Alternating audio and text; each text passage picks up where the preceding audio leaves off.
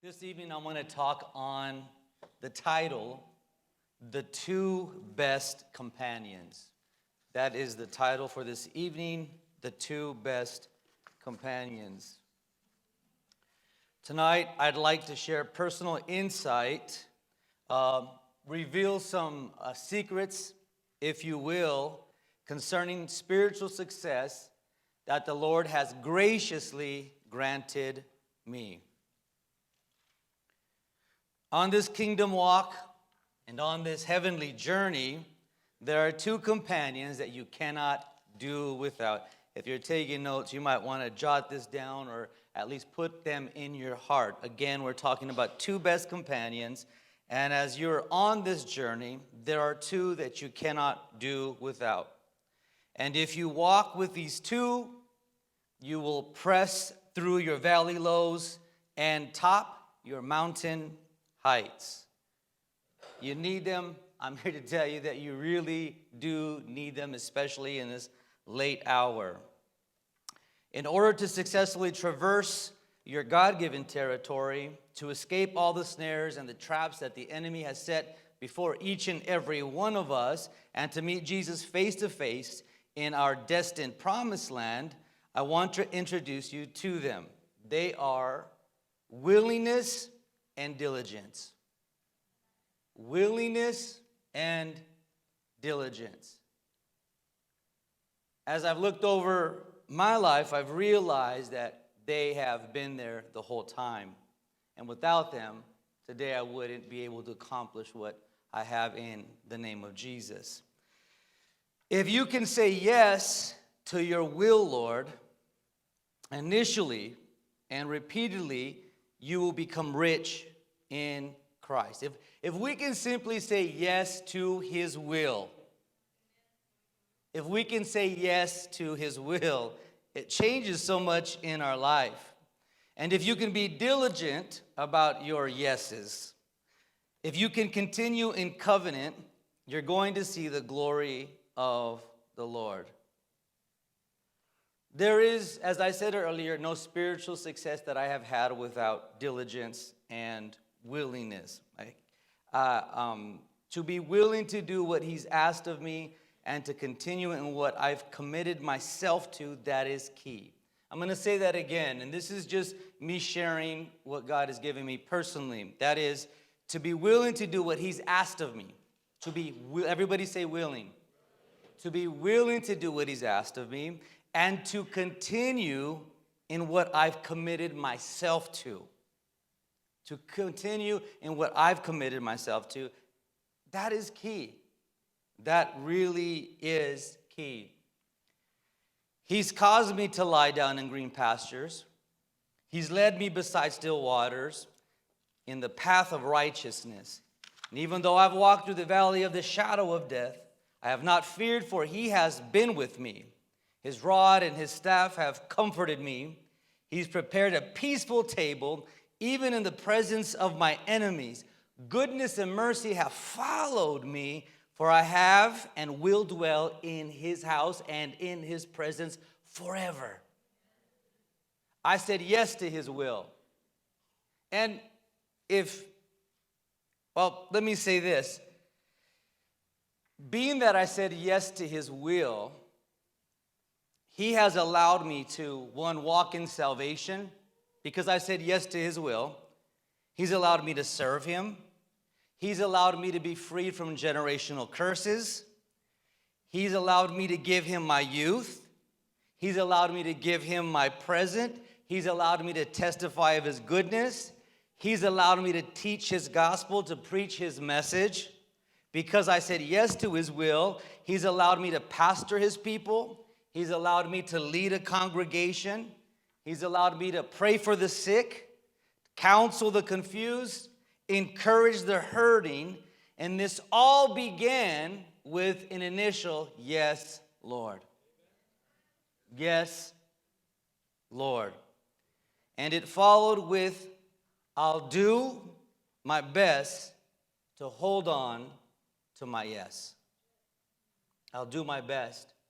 I do a lot of administrative stuff here, as you all know.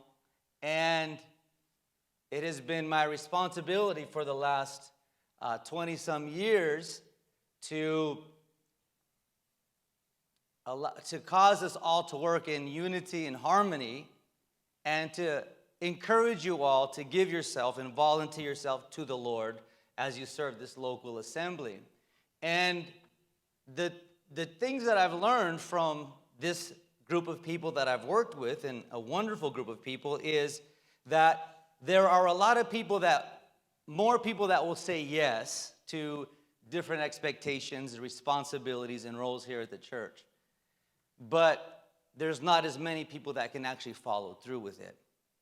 What happens is, according to our yeses, there's a lot of challenges that come against us when we say yes. Yes, I'll commit myself to this department, or I'll serve in this capacity, or I'll give of myself in this manner. And it's easy to say, I can't say it's easy, it's easier to say yes than it is to continue in that yes. Can somebody say amen? But the first step is for us to be willing. There have been so many opportunities in my life that have been wonderful only because I just said yes. From my youth to now, from the music department to pastoring, it was a series of yeses that, first of all, I didn't think that I could do. I didn't think I was able to do, but I was simply just willing. I said yes. And you know, the great thing about it is God did not bless me with a whole bunch of talent and just initial giftings outright. He didn't. Some people out of the womb, they are talented, they are gifted, they are able, and I thank God for them, but sometimes it bothers me a little bit that some people just have that capacity. But we all have a story. God has called us all with different abilities and positions and a placement in the kingdom. And from the beginning, there wasn't, every time I said yes to something, it wasn't because there was the talent that led me there. It was always just, I'll do whatever I can, I'll do what's willing. And I'm here to tell you, it wasn't gifting or talent that carried me through. It was just being willing. And in that willing, I saw a lot of failure. There was a lot of failure that happened in my behalf as far as not necessarily morally, but trying to do different things. When it came to music or preaching or teaching or any of these things, there was a challenge there. But to be willing to hold on through the tough times, through the initial stages, the Lord has been gracious to me. And I want to share these insights with you because today I can look back and say, God, you were there the whole time. And I want to encourage somebody today that with whatever God has put in front of you, for you to say yes, but to really understand what that consists of. Can somebody say amen? So again, as I said, it wasn't an issue of talent or great gifting that carried me. It was an I'm committed to what's been asked of me. I'm committed to what Bishop said. I'm committed to helping Mom. I'm committed to serving in this capacity. And in the servitude, the Lord began to raise up other qualities that has allowed me to be in a position of leadership simply because I said yes, and I was able to do, to grind it out at that stage so that when I was in a different position, I was able to understand what it took from the beginning to the end to either lead or to encourage somebody. Again, it wasn't because of talent or gifting or that type of ability initially. So you've heard this quote, I believe I have it for you on the screens. It's God doesn't call the qualified, but he qualifies the called. He doesn't call the qualified, he qualifies the called. We could see that from a scriptural perspective in 1 Corinthians 1:26. So just in case you're wondering why God called you to serve him, why God called you to worship him, this makes explain it here. In 1 Corinthians 1:26, the Bible tells us, for you see your calling, brethren. For you see your calling, okay? How that, not many wise, and I hope we're not deflating anybody out there. I'm sorry if I am. Men after the flesh, not many mighty, not many noble are called. But verse 27 tells us, but God hath chosen the foolish things of the world to confound the wise. And God hath chosen the weak things of the world to confound the things which are mighty. And base things of the world, and things which are despised, hath God chosen. Yea, and things which are not, to bring to naught things that are. I want you to take a moment and just think about that. The phrase, the things that are not. I want you to think about that. What that's telling us, that phrase is telling us that what you previously could not accomplish, what you previously could not continue in, what you couldn't do, the Lord would cause you to do, and you would not be discontinued. What? The things that are not. The things, that was us. That was you. That was me. We could not. We couldn't even say yes, or we couldn't continue in that. But yet he sent his word. He gave us his spirit. And all he's asking for us to do is say yes to your will, yes to your way. I will serve you. I will worship you. I will praise you. I'll be obedient to your word. I'll do whatever you ask. Lord, take of my life and make something of it. I couldn't be a pastor without him. I couldn't preach, teach, or publicly minister without his spirit, without what he's... I can't do it without him. That's why I believe he's called me to do it, because I understand where my help, where my strength comes from. My calling.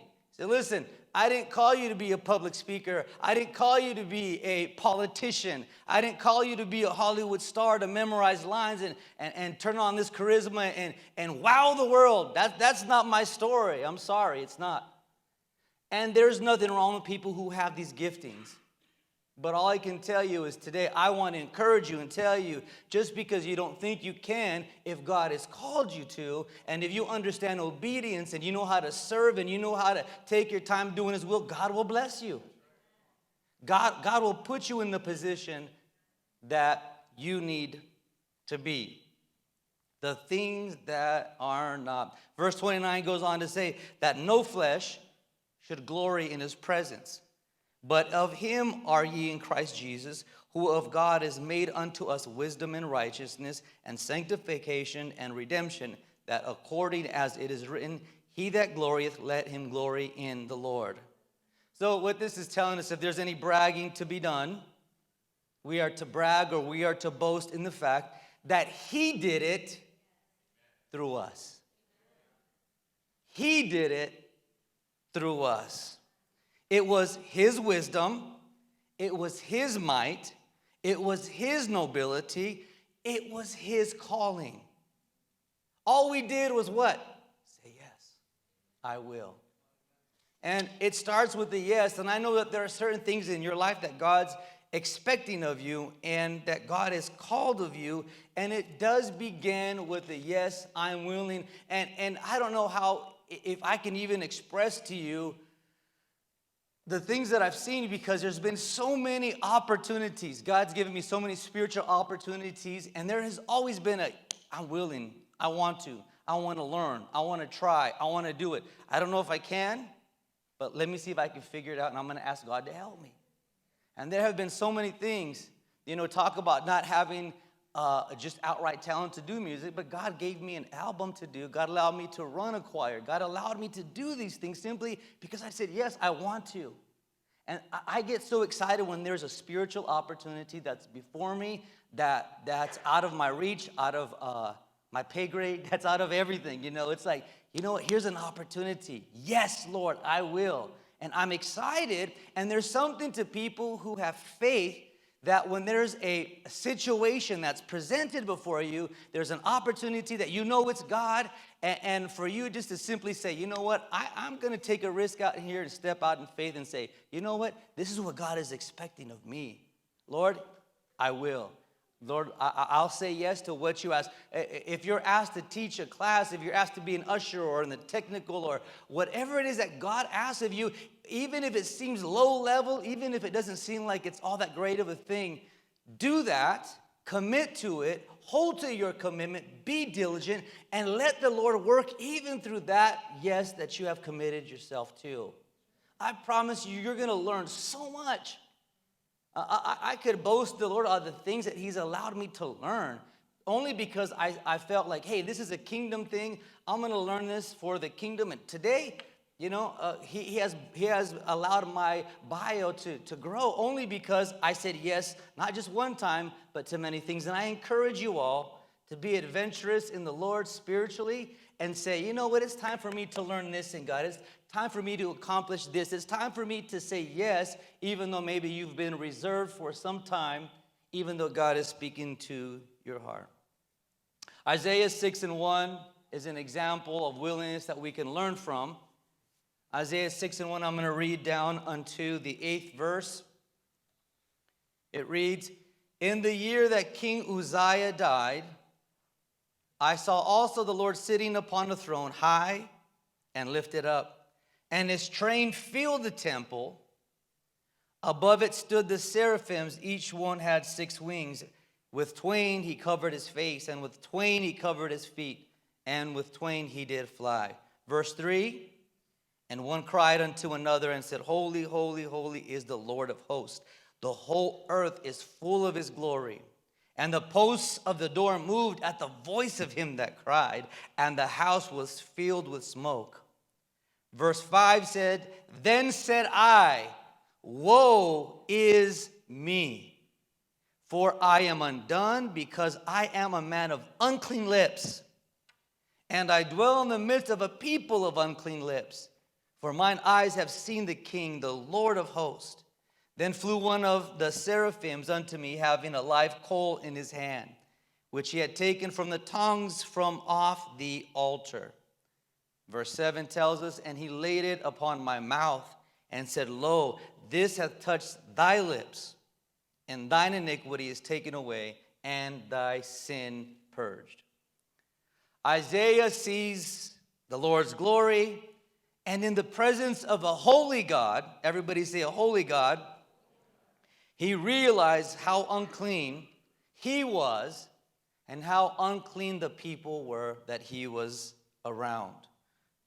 And it was at this moment that the seraphim touched his lips with the coal from the altar, removing his guilt and forgiving him of his sins. Verse 8 tells us this, "Also I heard the voice of the Lord saying, Whom shall I send?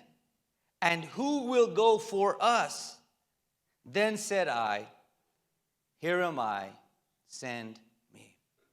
Here am I, send me." Isaiah heard the Lord ask, who will go for us? The question didn't seem to be only directed at Isaiah. If you really read into that, all this is happening, and the Lord says, whom's going to be sent? Who is going to go?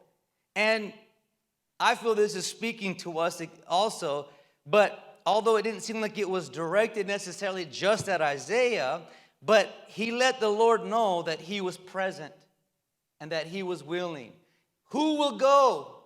And it was like he had to stand up from class and said, "Here am I. I'll do it. I'll go. Send me." And that's the heart that we're going to have. That's the spirit that's going to have to be in us in order for us to be successful on our life journey. Remember, he was first unfit, but the Lord had a solution even before there was a commission. That's good. I'm going to say that again. He was first unfit, but the Lord had a solution even before there was a commission. He was just looking for someone to be available. Somebody to say, "Send me, I'll go. Send me, I'll say what you want me to say." Take this note. He'll make you worthy. You just make yourself willing. He'll make you worthy. You just make yourself willing. Touched his lips, anointed him, forgave him, rolled his sins back, rolled them away. God was showing us that in this world, as he's called us to be ambassadors of his name, all we have to do is make ourselves willing. He'll do everything else. We just have to be obedient. Now, that obedience isn't just, hey, the Lord's going to give me a platform position right away, or God's going to, you know what it is? It's, God, what do you have of me under the current leadership, under the place that you have put me in? God, how could I be willing, even where I'm right now, even as a husband or a wife or a child or wherever we are in life, there's a place that we have to say, you know what, I'll be faithful in my place, in my position. And can I tell you that leadership is for people who through time have been tested. You can't assume leadership without time. You have to have a record of going through some stuff and being willing and being diligent in order to get to that place. And if that's not where your place is, still you have to be in a position where, God, I still need to be willing and I need to be diligent where you have placed me. You never know what God's going to do of your life. But if God has called something great of your life, I'm here to tell you, you're going to have great trials, you're going to have great tribulations, and you're going to have to subject yourself greatly before you can tell anybody anything, before you can even lead anybody. But first, you have to be willing. Father, I'll do it. You know, it's wonderful what Bishop and elect lady and some of the things that they have experienced, and a bishop has talked about one of his first roles or responsibilities at the church when it first began was he took care of the money for the pop machine. And I think that he was even accused of a misappropriation of funds in his first assignment. And it was, I think, chump change. And he's like, what am I doing here? They've given me this responsibility, but God has brought him to a place that's so much greater than that, than just soda machines. And he's been faithful all throughout it. He's been faithful from all of where God brought him from. From, you know, my wife and I, when we first started, you know, we weren't looking to pastor, to preach, to do very much. We're just trying to serve Jesus. But guess what? Opportunity came our way. There was a need. And when you're busy serving God, you just want to serve Jesus, you want to do what's right, opportunities come up, and that's when you need to say, you know what, I'm going to do it. I am not qualified, I don't have the ability, I don't have the talent, but guess what, I'm going to answer the call. And guess what, there's always going to be great opposition and challenge against your life when you're in that place. The prophet says here, Isaiah says, I'm a man of unclean lips. I can't. But the Lord says, I already have a solution for your problem. All I need you to do is make yourself available and say that you're willing to go and that you're willing to do what has been asked of you. To some of us, it's to be the best father we can. To some, it's to be the best mom. To some, it's to serve in some kind of capacity. But it is to be faithful to say yes wherever that you find yourself to be.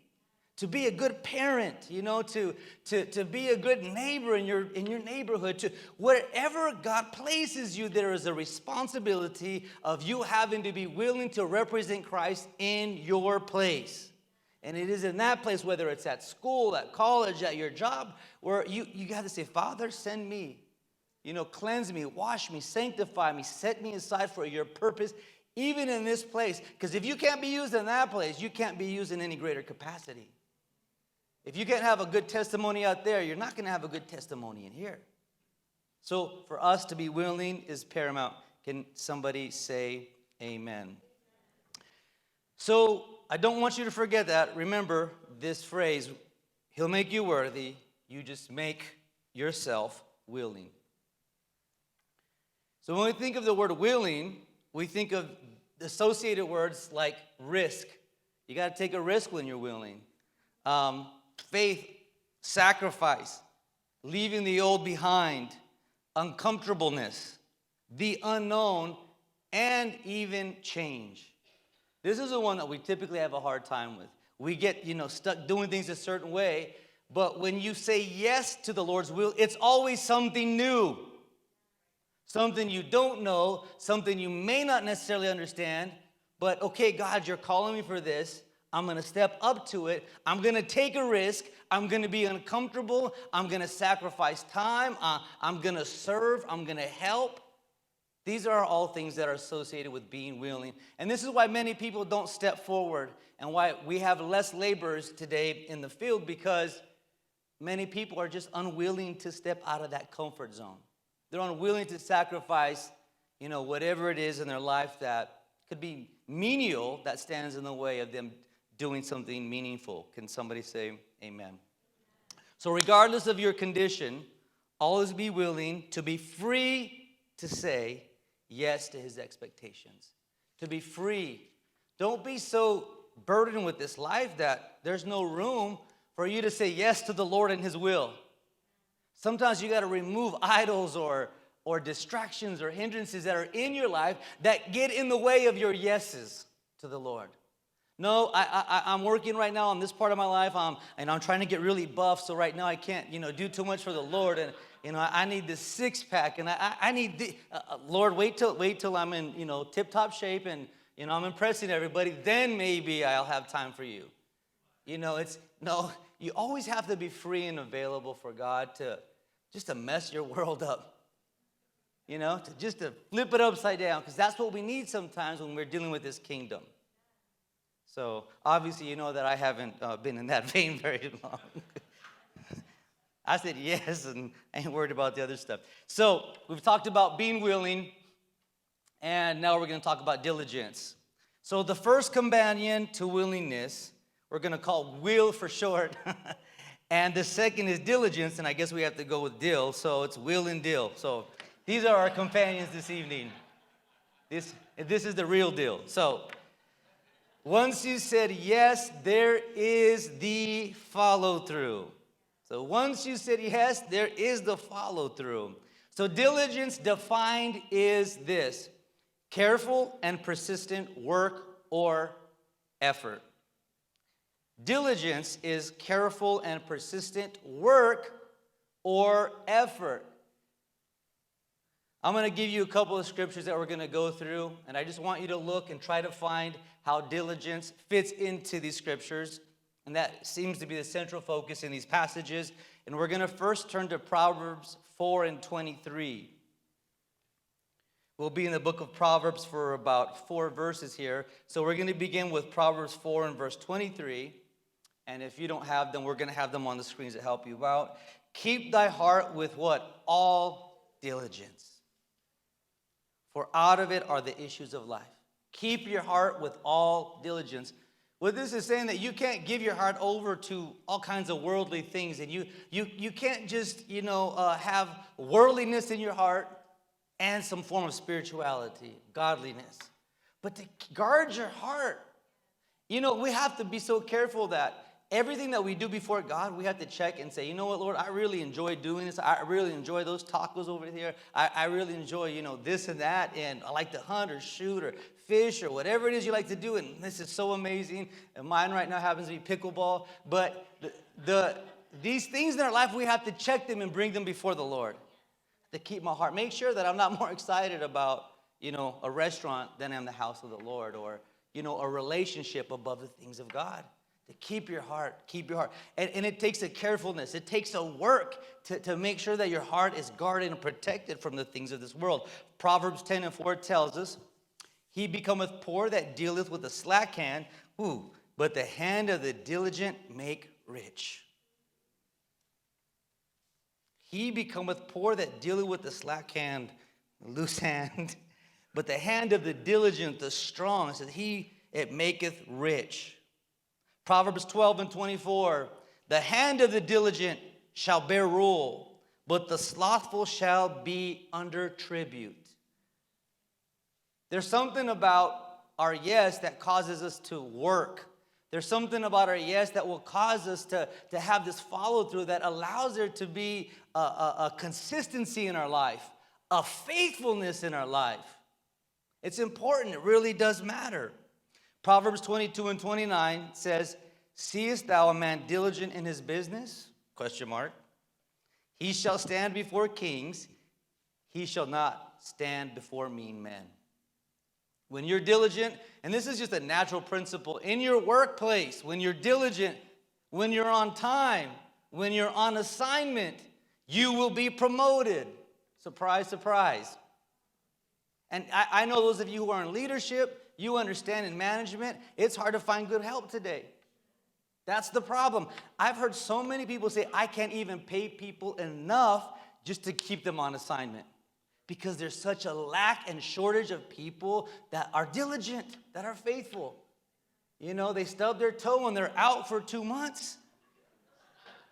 You know, they're emotionally distraught for a little bit and they can't do anything. Why? Because there's no commitment to what I've committed myself to.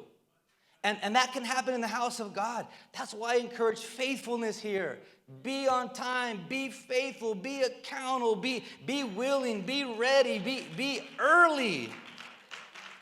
Because there's something about being diligent. There's something about just being accountable that will, my God, it does something for you. It really will bless your life.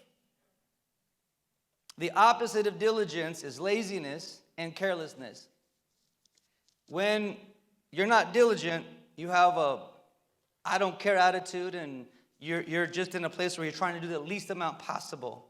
Well, when you enter into the kingdom, all the parables talk about work, accomplishing, being faithful, holding on to. And when you have that in your life, God is going to bless you.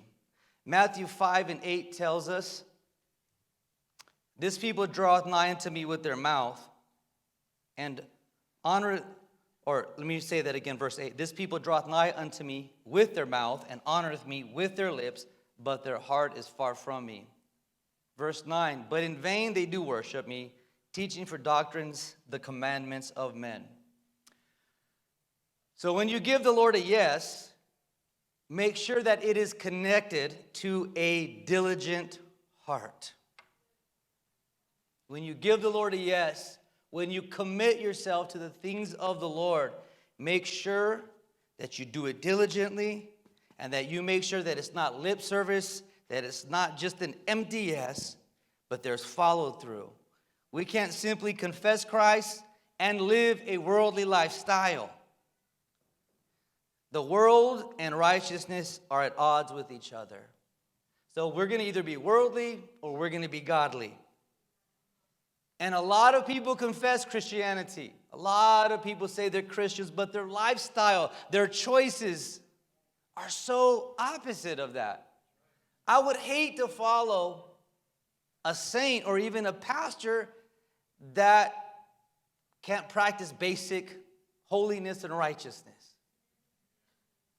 That doesn't even have a good testimony, maybe talented, gifted, charismatic, but I would hate to follow somebody that hasn't been faithful in their relationships and hasn't been faithful to God.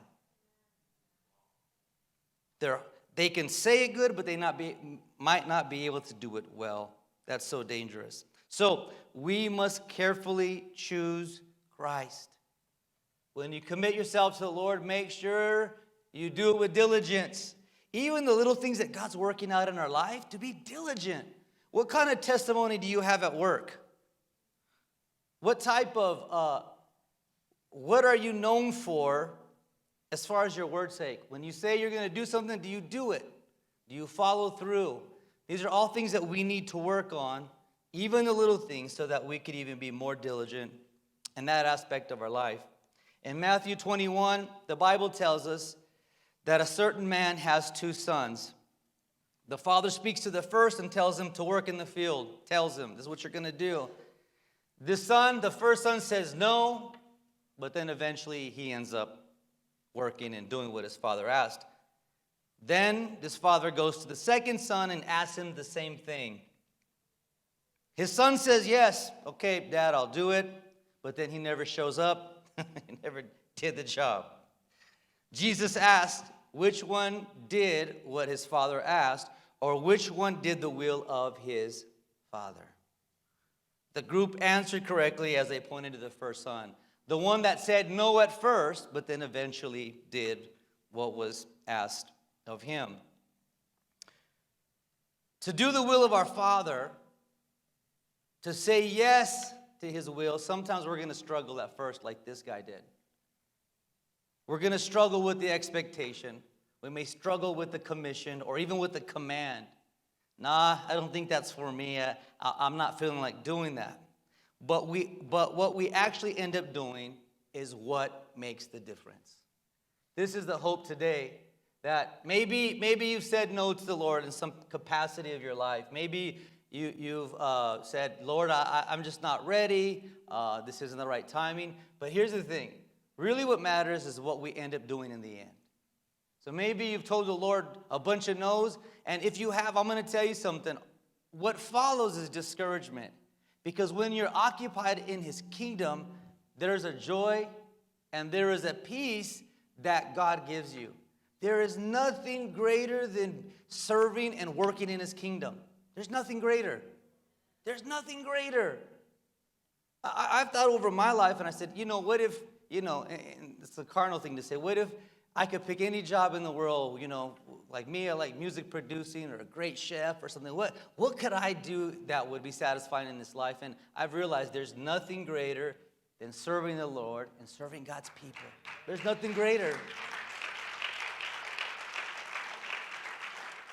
There's nothing greater than that. If that helped me out with that, Brother Nick, thank you. So, Matthew 12 in closing and 46 tells us this. Matthew 12 and 46. While he yet talked to the people, behold, his mother and his brethren stood without, desiring to speak with him.